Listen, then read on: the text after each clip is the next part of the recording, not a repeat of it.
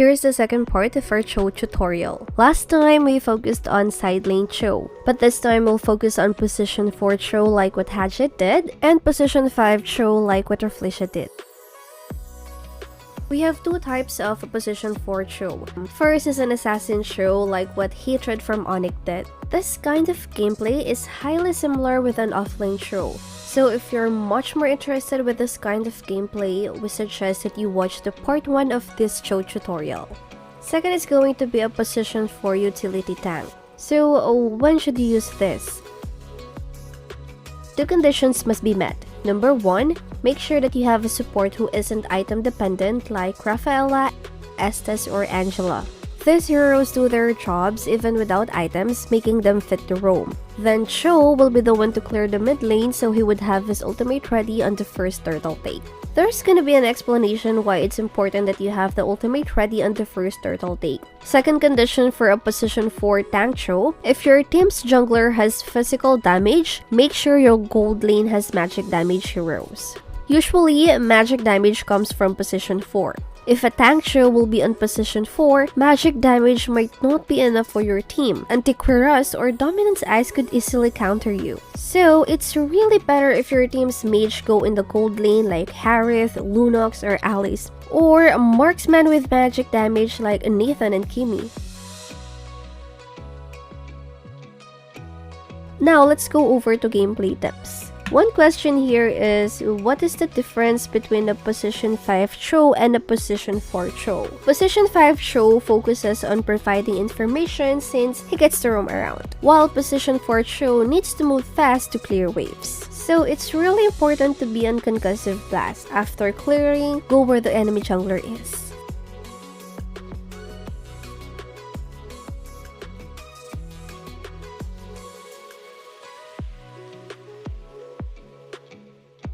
Since you're already in the mid lane, it's going to be easy for you to get back on your lane to clear incoming waves. Then you can go visit the other buff just to mess with the jungler.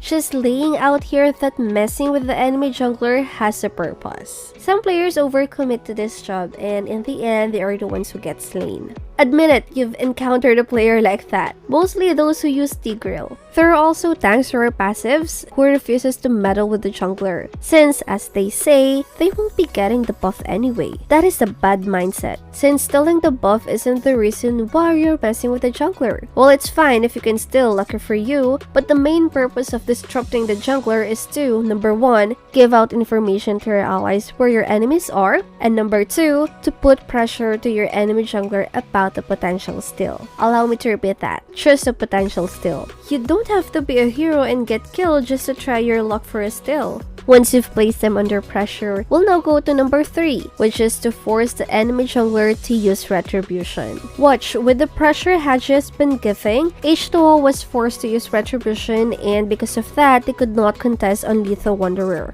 In addition, H2O's rotation got broken. He was supposed to go for a Kursa, but since Wise was already in position and Hadji was blocking, H2O was forced to go to the purple buff instead. This is also the time when Hadji went back to the mid lane to clear the wave before going back disturbing enemies.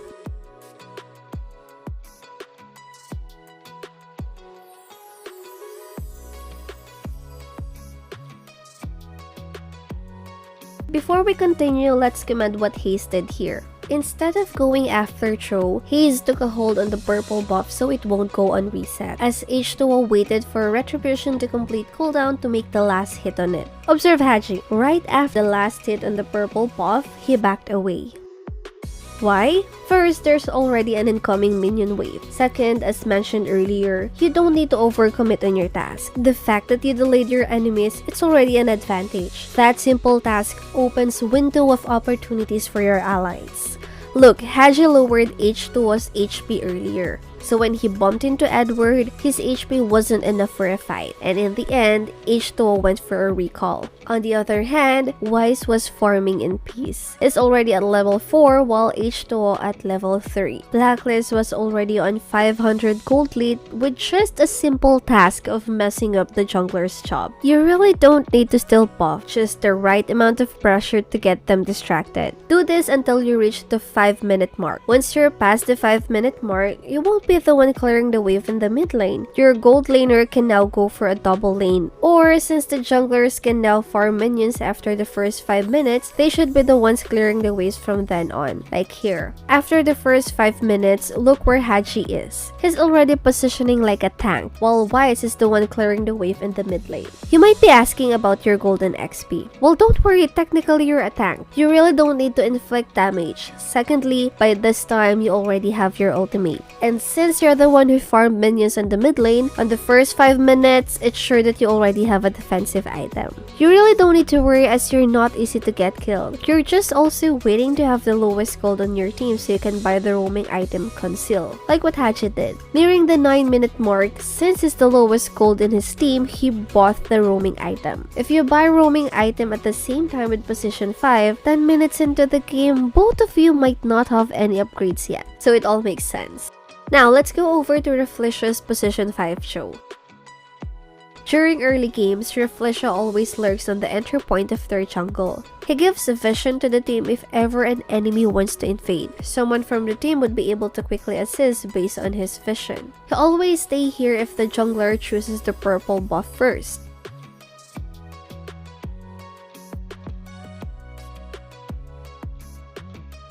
If their jungler chooses the orange buff first, then he stays here.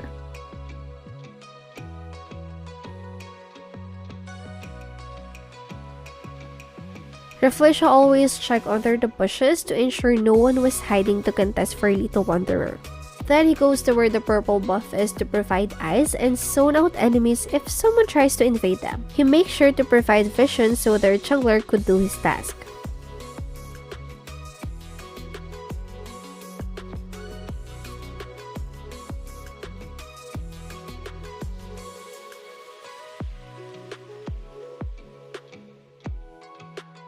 During a turtle take, to secure the turtle for his team, Rafflicia kicks the enemy jungler away once the turtle is about to get taken. That is to avoid the enemy jungler from using retribution, like what happened here. Once the turtle's HP is down, Rafflicia started using Jeet Kune Do going towards Ling, then he kicked it away. Look at what Hades did. Quad Shadow, then Retribution.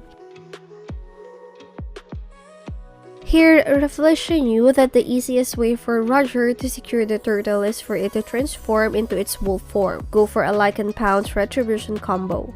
So what Rafflicia did, he waited for Roger to go to his wolf form. Then he went in with Jeet Kune Do and kicked him away so he wouldn't get to use Retribution. There are instances wherein he resets the turtle multiple times so enemies won't get to start the turtle take while his jungler is still taking buffs. Carl TC was trying to take the turtle, but once Rafflicia saw him, he got kicked and failed to contest.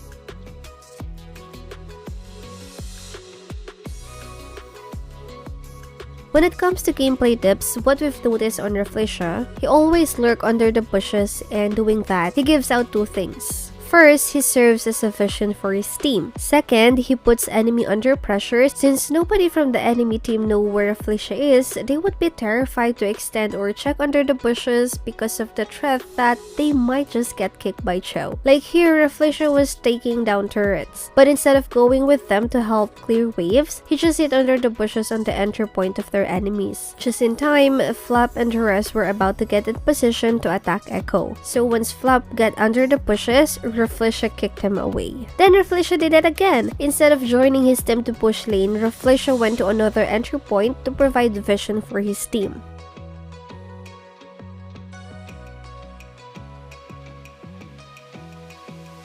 Rafflicia did an excellent job zoning out enemies. He didn't allow Rebo or Carl TZ to come in closer to the point that Rebo was forced to use his ultimate just to send Rafflicia away. Then when a clash happened, Brent's damage wasn't enough, bringing Echo on the lead. During a clash, Rafflicia's priority is to save his allies.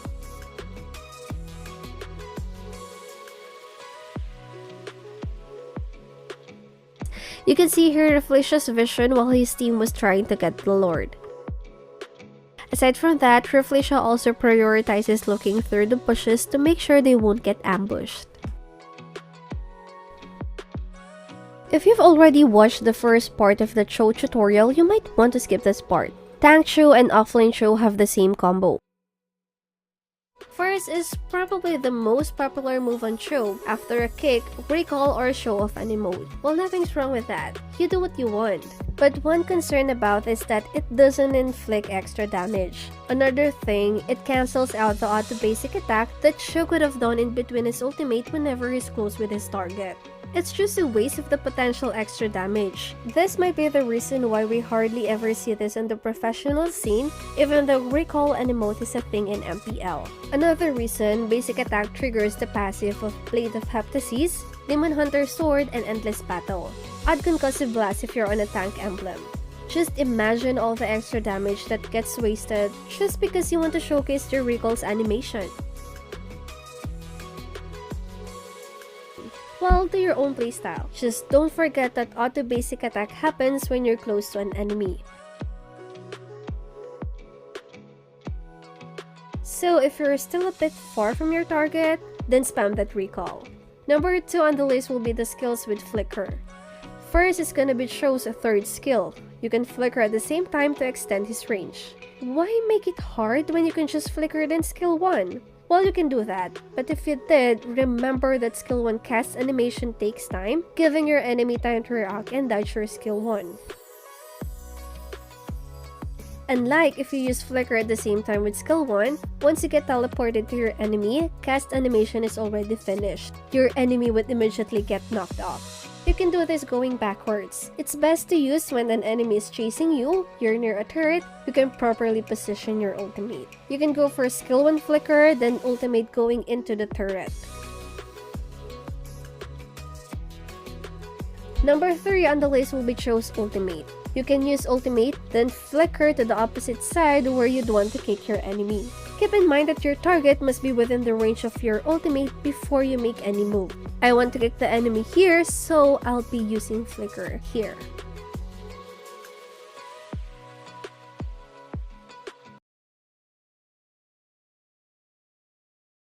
Now let's go to the combo's base form, which is Jeet Kune Do going in, then ultimate. Instead of doing this with the recall, why not let Chou do a basic attack to increase your damage output? Since we're talking about damage output, if you use Shunpo before Jeet Kune Do, your basic attack's damage also increases. Shunpo gives additional penetration on your next basic attack, increasing the damage of this combo. Considering that Shunpo goes on cooldown once an enemy hero gets the last hit of Jeet Kune Do, why not just go for a double Shunpo? Double Jeet Kune Do going in, Shunpo, another Jeet Kune Do for knock-up and to reset Shunpo, ultimate, wait for auto basic attack, Shunpo. So after using ultimate, the next basic attack will have penetration. Ultimate, then basic attack.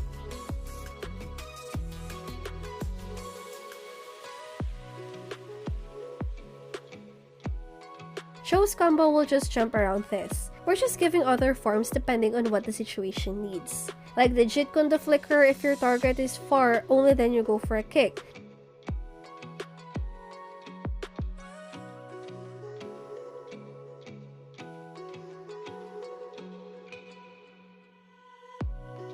Or when it seems that your Jeet Kune Do won't make it, when it's mispositioned, you go for ultimate flicker, then reposition the kick.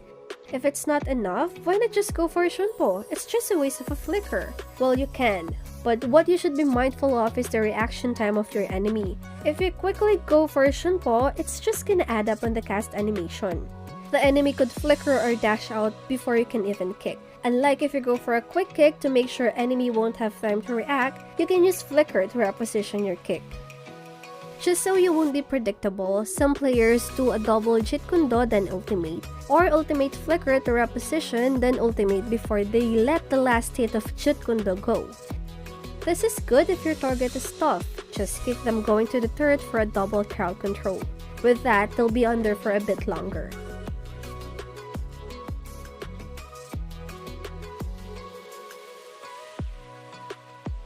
Another great idea is to use basic attack in between Jit Kundo to activate Concussive Blast.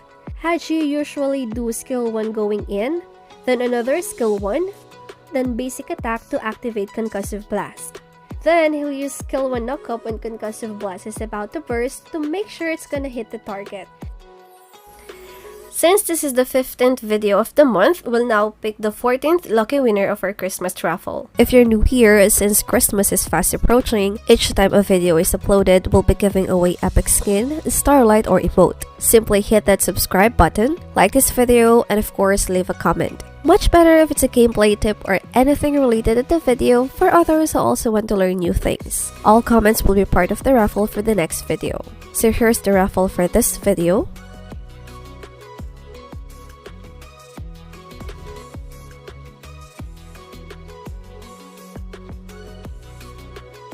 You will be getting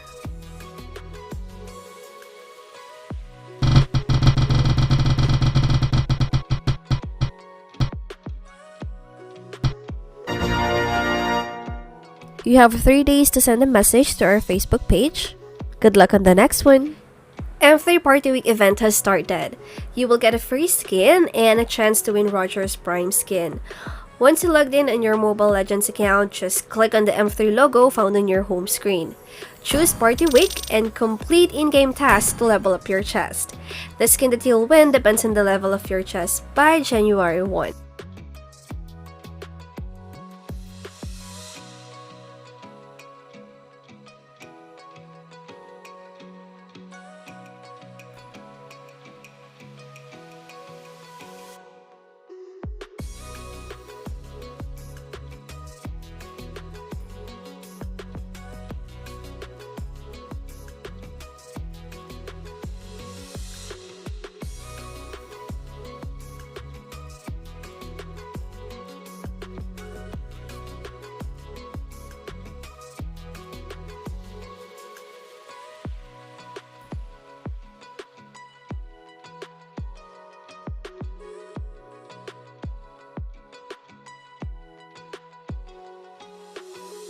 That's all for now. Thank you for watching.